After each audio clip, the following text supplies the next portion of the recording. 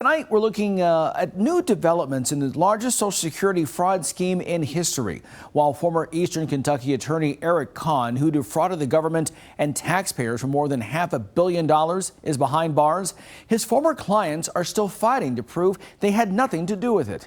In-depth reporter Christiana Ford talked to an attorney working to help keep their disability benefits from being taken away 7 years later.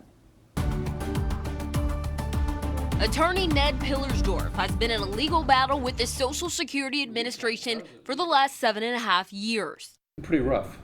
The worst 7 years of my legal career. Trying to defend hundreds of former clients of disgraced Social Security fraudster Eric Conn, people like Clinton Mullins of Winchester. He talked to us in April about living in fear.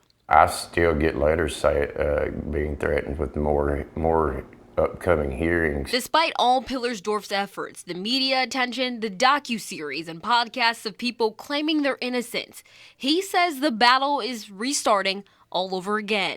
Investigators say Conn recruited and filed at least 1,748 Social Security fraudulent applications.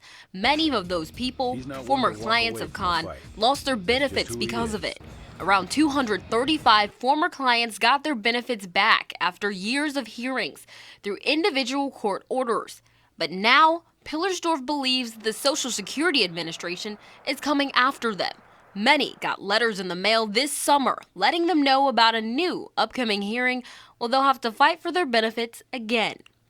If such hearings happen, they'd have a very difficult task of keeping their benefits, because the hearings will be focused on whether or not these people can prove they were disabled 15 years ago. While Pillersdorf is preparing for 8 hearings, he fears there could be thousands and thousands of people needing free legal help, people living in Appalachia, many of whom are impoverished. You know, you're talking about the poorest people in one of the most economically distressed areas of the nation, and we're actively recruiting volunteer lawyers and volunteer law students, because it's disastrous if these people try to represent themselves. The first round of hearings for the nearly 2,000 clients abruptly ended in 2018 after only 130 took place. This will be the second round. That's why Pillersdorf believes there could be even more letters on their way to mailboxes or coming soon. They're like zombies. They keep coming back and harassing these very vulnerable people. Pillersdorf says people with very real disabilities are left facing the consequences for Conn's fraudulent activity, and he estimates at least 3 suicides are linked to the Social Security suspension of benefits, and as many as 6 could be. This created a true humanitarian crisis. I've got clients living under bridges, sleeping in their cars. Hundreds of former Conn clients are still waiting for answers, wondering if they'll also get a letter in the mail. Years later, guilt by association.